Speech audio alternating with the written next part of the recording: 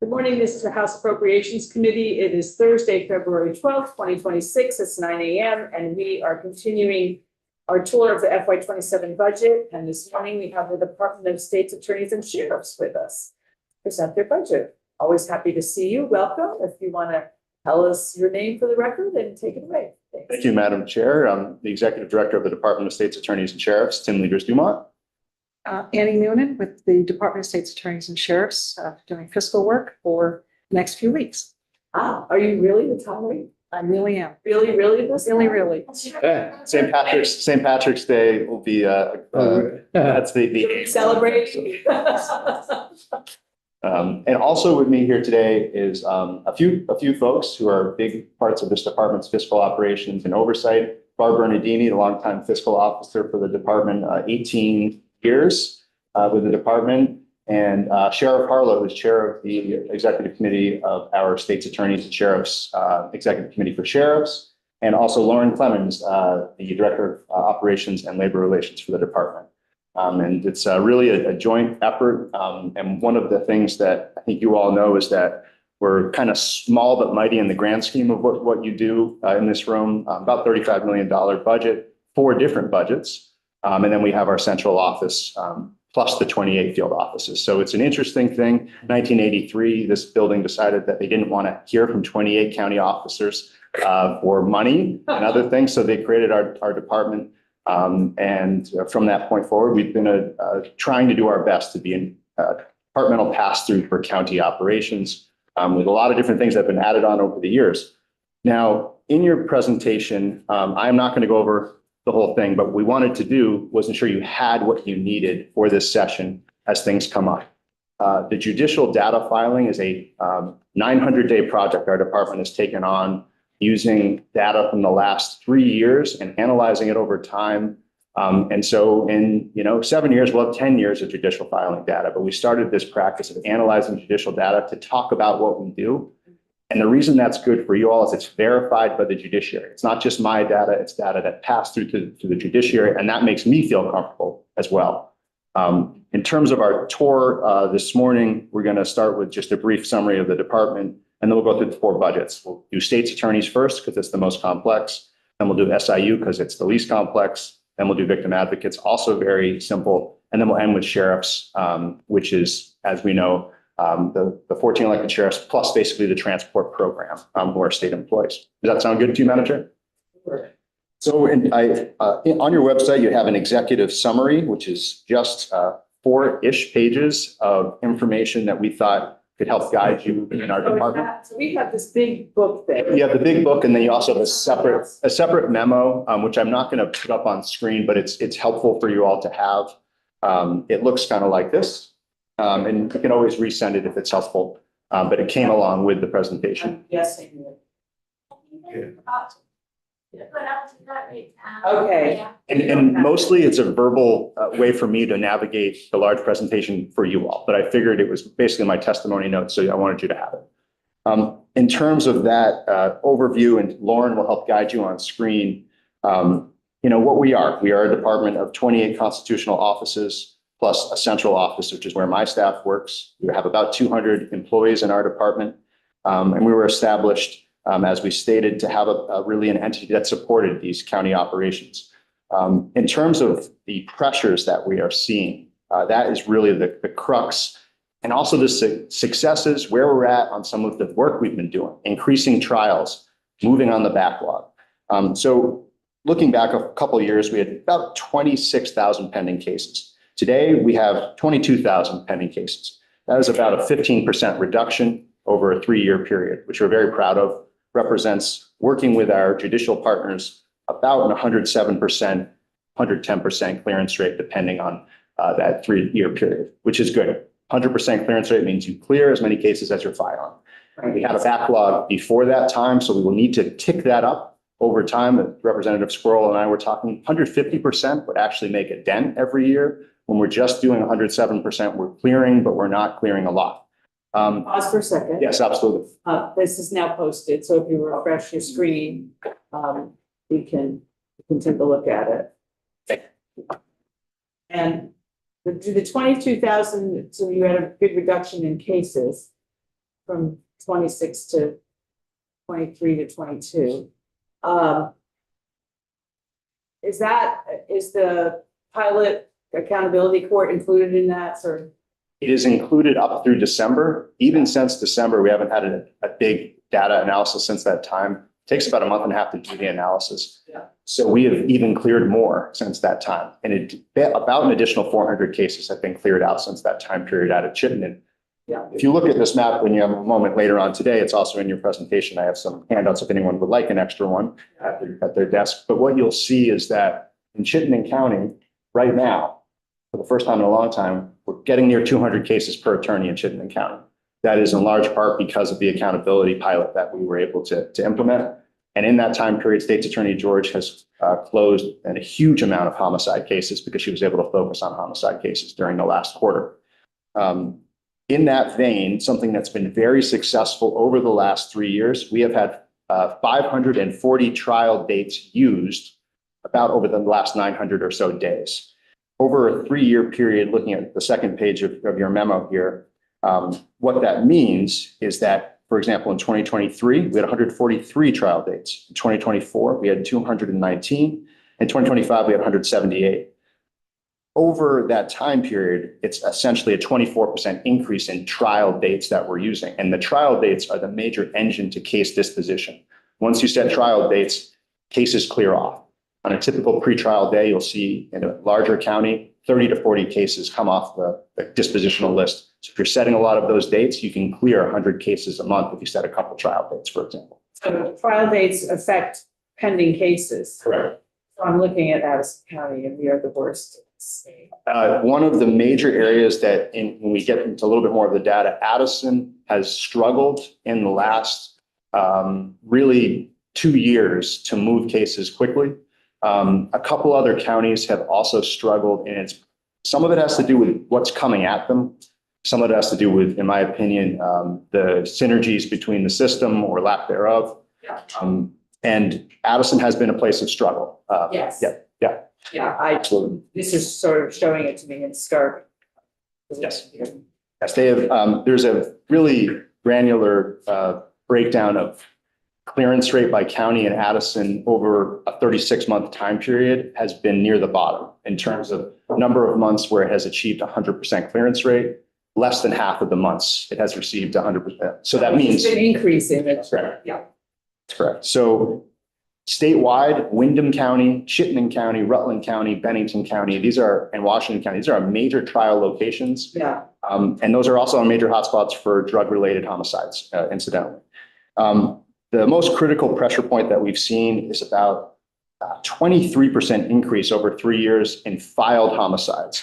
And every year I want to make sure I make this point. A filed homicide doesn't mean it occurred in that year. Sometimes it takes years to investigate a homicide. It just means it was filed and accepted by the court.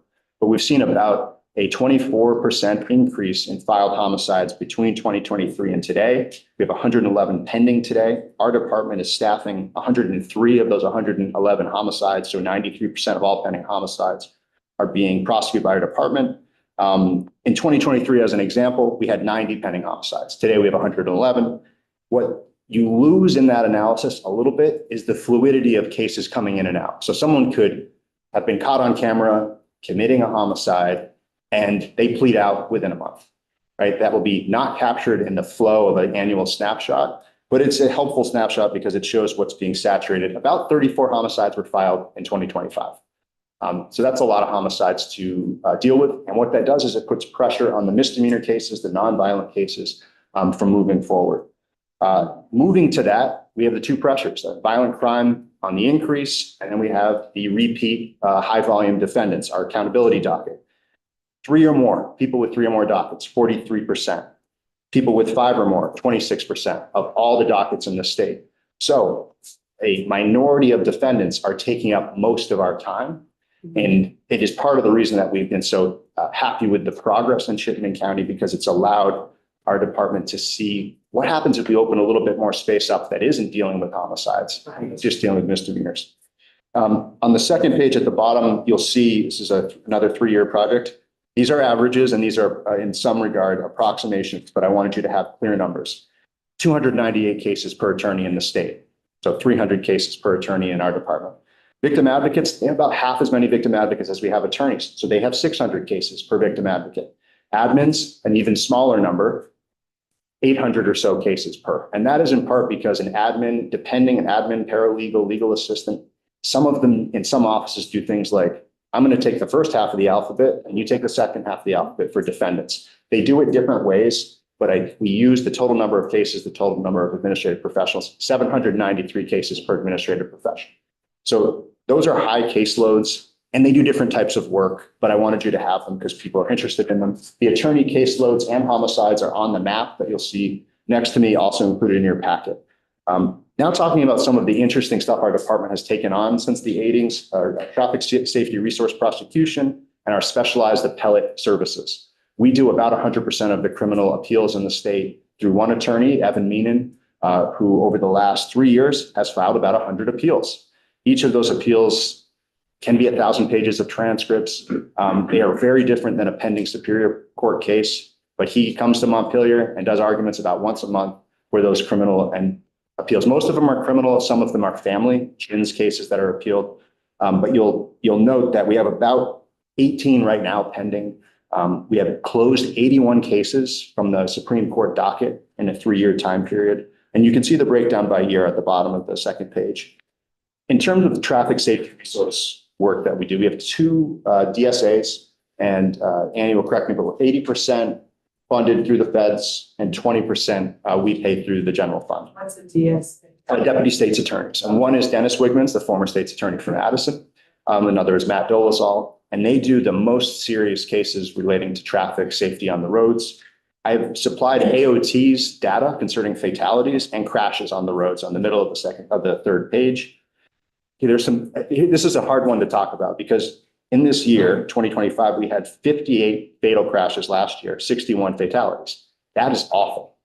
However, in 2021, we had 74 fatalities. So we have seen a reduction by about 19% in fatalities from 2022 to 2025. That is positive, but it's still too many people that we're losing on the roads. And that is not counted in our homicide data.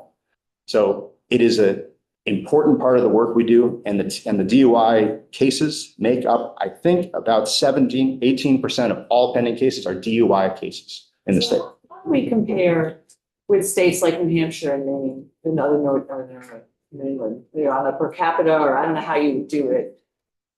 You can circle back on that. Do you can share data that way that you? We can I circle don't know back. how you would compare because we have different population sizes and all of that, but I would just be curious to know what the trends are elsewhere. Yes. Wayne? Yeah, because we see a lot fewer law enforcement vehicles certainly on the interstate these days, everywhere. So, and we know tickets are down for speeding kind of tickets. So other states haven't seen that same drop. So I'm wondering if you looked at enforcement levels or number of tickets that have been given for speeding in various states compared to ours on a ratio basis, whether or not you see a trend. We can look into that comparative piece because I think it's important because it is federal funding. So other states have TSRPs and we can look at what they have too. One thing I wanted to note, like another interesting part of our department in terms of the specialized thing that we do is the transport program, which I know you've heard a lot about. And that data starts on the bottom of page 3 and moves into page 4. Again, our hotbed locations for trials are our hotbed locations for transports. Chittenden, Rutland, Bennington, Wyndham are locations that receive a lot of transports. In the past, in the last full fiscal year, we did 4,035 transports. That is with 25 total FTEs. We have 21 currently filled right now. And when Annie can get into the detail about the pressures, mostly overtime pressures and the work we're trying to do with the courts. There's some policy and memo work we've been doing at the conclusion here. We won't go into it, but on transport policy, on block scheduling, on administrative orders to try to curtail overtime because it's really the courts that push that out to us and then we have to respond. The last page. Oh, yes. Sorry, Wayne. Go ahead. Representative Roche. Same token, do you have any issues within the folks doing the transport work, whether or not they're managing their time or scheduling could also impact it. So you get some on both sides, you try to tighten up both sides. Yeah, I'm glad you brought that up because now I can respond to it. It's both sides. You know, we can work with the courts, but also the employees and our department has ownership too. And while they all work for me, we allocate them for law enforcement purposes. And Sheriff Harlow has 2 transport deputies. And that's so that she can supervise their law enforcement certification. They work for the department, they are state employees, and I direct their job duties, but their day-to-day is directed by local sheriffs. And so it's actually a threefold, the local sheriff supervision as well. So, and it is it can be kind of complex to work on how to curtail some of that. And Annie has about a 10-year project curtailing some of that where we're at. One major pressure point, we used to have a lot of per diems out in the field, people that sometimes actually sat at home and they waited for a call to come in to help with transports, and we would pay them a per diem to help where we didn't have a state employee. And that has dropped off dramatically across the state. We do not have people who have retired who are staying here and working as transport to help with the transport pressures as much. Yeah, I was going to raise one piece here too. I suspect like during the summer with all the construction stuff going on, our sheriffs are busy with that kind of stuff, even though construction companies often hire professional traffic control people, but they're out there doing that. So I'm guessing probably at that time of the year, there may be more overtime engagement. So our state employee transport deputies during the regular work week only are allowed to do certain duties, which include the transportation of defendants from facilities to the court and civil process and some other stuff that we've designated. A lot of them do work for the sheriff's nights and weekends to assist with that stuff. Our challenge to some extent is when a sheriff has their own staff, we call them, we say per diem, but they're their own staff. A lot of the private companies will pay a higher per hour wage than we do. We do $50 an hour, but you can get Pike Industries paying a lot more to that sheriff. So it's difficult for the sheriff to make that decision about, they've made a commitment to a private company that, yes, we'll provide you that service. We're stuck with a transport, and then the sheriff is in the situation of saying, how are we going to do it? Many times the sheriffs get in the cars themselves and help with the transports because they've made a commitment. And plus we don't pay as well for per diem hours. We only pay $50 an hour. So we're not competitive to what the sheriff needs to be able to keep that their own employee employed. And then another pressure point, just as we get to the conclusion of our executive summary, is just crime trends, what we've seen in Vermont. These are FBI NIMBRS data, which means the National Incident Reporting Database. Shoplifting or retail theft over 2018 through 2024 is up 110%. Theft from motor vehicles up 85%. Aggravated assault, which usually includes a weapon or strangulation, is up 46%. And murder, manslaughter, or homicide cases, so the FBI calls those 73%. So those are upward pressures that are coming at our system. And one of the major drivers, and Kim McManus, our legislative attorney, has done a bit of an analysis that took a long time. What are the affidavits for homicides looking like? Increasingly, they're drug adjacent, drug related, and usually have a firearm involved. For a long time, it was domestic violence, which was the major. There's still a substantial portion, but the increase has been drug-related homicides in Vermont, particularly on 91, 89, and Route 7 corridors. So it would be nice to see the actual numbers. Percentages are good, and so are numbers, because sometimes 100% means going from 4 to 8. And I'm not suggesting that retail theft has gone to that, but I actually was talking to somebody in another department today and said, they're telling us we've doubled and whatever, but it went from 4 to 8. So having the numbers is also helpful. We've got those. And That's somewhere. yeah, we have the numbers, exact numbers by year from 2016 to 2024 in this somewhere, and I will locate it as we move forward. 155 page. Yes, and again, we're only going to go over about 30 pages of the 155. Yeah, but if you point out where that is, that's great. Just noted, Sarah George is on Channel 3 this morning talking about 25 cases or 25, again, your repeat offenders, that 25 of them were people that were found to be mentally incompetent to stand trial. And so they're very much repeat offenders, probably in your first category if they're shoplifting, retail theft, my guess. And they just let them all go, of course, because we don't have a forensic facility for that. So if we keep doing that, then we can expect that that shoplifting retail theft number was going to be high. And then secondly, motor vehicles was in here yesterday and talking about paper plates. That some people are using those paper plates in order to enable them to sell stolen vehicles. And I wonder whether or not that also will be impacted to correct that problem. Correct. On the competency issues, there's two buckets. There's people with life offenses who have a competency issue, and those are really the forensic facility conversation that's happening down the hall. The folks who have not committed a violent offense, who have 25 cases or so, who have been found incompetent, really difficult to prosecute. We can't prosecute someone who's incompetent. And as the state's attorney from Chittenden said last night, sometimes those are dismissed in part because our O&H system is pretty broken in Vermont. So O&H, and Annie's right, order of non-hospitalization. That basically are designated agencies working through our AHS designated system, help to supervise folks through the designated process on ONHs. And they're really hard to engage with. These are folks who are not detained. They're in the community. And then they become, partly for statutory reasons, relatively opaque to victims and to the state's attorneys.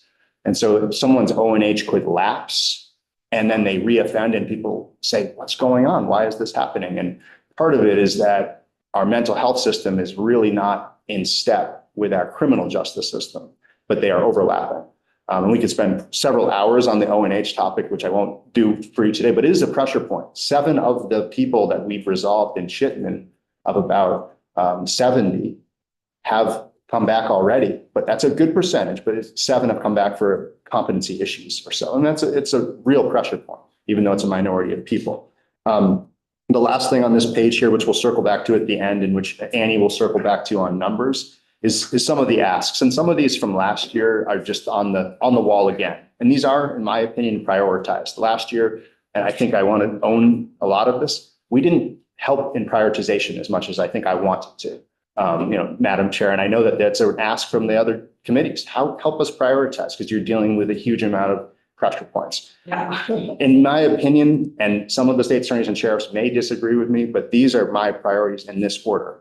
Eliminating vacancy savings so we don't have layoffs, increasing operating expenses in some of our real pressure points, expert witness fees, mostly for homicides and mental health cases, transcripts when we have appeals, when we have issues that come at the Superior Court level, extraditions. We're bringing a lot of people back to the state for trial.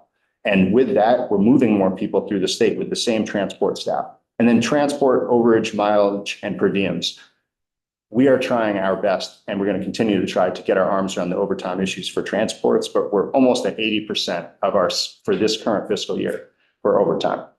So when we have a BAA request, and we're so thankful for what you've done in the BAA, because it will help mitigate. And then the other piece, which our state's attorneys and our sheriffs, I think all need, and I hope in 5 years I can say I have a more substantial plan, is required training across our whole department.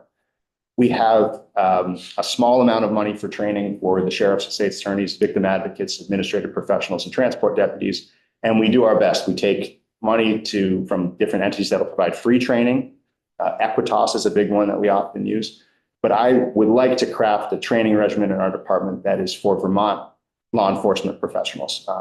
And we can get into more of the numbers on that. And then this is a request from last year that was also in House Judiciary's letter to you last year.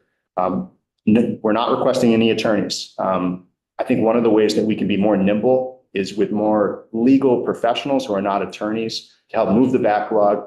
People we can also move around. Okay, a hotspot in Wyndham's popping up, and you'll see Wyndham has a lot of cases, almost 3,000 cases in Wyndham. We're going to deploy a paralegal to help with expungement ceilings and accountability down there. Victim advocates, their caseloads are kind of out of control, and it's nothing they're doing. They're just accepting cases. And so that is my third priority. I'm sure that when Steve Howard is in here, he will tell you that should be the #1 priority. But I would like to get my arms around, because whenever you hire a new employee, there's operating that comes in, new things that are needed, office space. So I want to scale in the direction, avoid layoffs, increase operating expenses where we need it the most. And then if we get those 2 things resolved, increase staffing for our administrative professionals and victim advocates. And somewhere you give us numbers for all this, right? Okay. Yeah, and we'll give you that in a nice simplified form, and Annie and I can send that to you and just. That would be great. And Judiciary were there tomorrow, so we'll talk to them too. But I promised that I would come in here first. Before going to there, so I didn't get in trouble. Bad. Yeah. So I'm going to quickly move through the budgets in some regard, with Annie giving more detail on the numbers, so you can ask questions of us. If you move to our first budget, which is state's attorneys, and Lauren will steer to that one. There we go. And so this is just the highlights, and Annie can really walk you through this page. Okay, thank you. So our general FY 27 increase is 5.7%. Fair amount of that comes to us in costs for salaries, health insurance, and retirement. I think you would expect that. Our vacancy savings number that we had to build in for 27 was 330,392. So as Tim said, that would be one of our first requests, would basically be to reduce or eliminate our vacancy saving number. It has an impact across the system. We just basically don't have, when we tell someone, hey, an employee just retired or just separated from service, and you've got to hold that vacancy because we have to make $330,000 up in our vacancy. So we would ask first, obviously, for that. Tim mentioned that additional staff being needed, particularly in the administrative and victim advocate roles, 6 administrative support staff and 4 victim advocates. And Madam Chair, we will get you the cost numbers for those. We were working on those furiously again last night. I think we've got them down. Tim also mentioned that our mental health costs have gone up. That's true. We've had mental and physical costs going up with regard to our operating expense and our training. We've relied very heavily on the Governor Highway Safety, or now they call themselves the State Highway Safety Office, but it's basically through the Agency of Transportation. They fund in Vermont 2 traffic safety resource prosecutors, but they also give us money to help train, which is very helpful. We've been able to rely upon that money from National Highway Safety to Vermont AOT to us. We've been able to rely on that very heavily, but it doesn't allow us to get into. It has to be used dedicated for explaining the program, and the transportation safety program is all about impaired driving, reckless driving, distracted driving that results in serious bodily injury or death. So that's great. And we do a lot of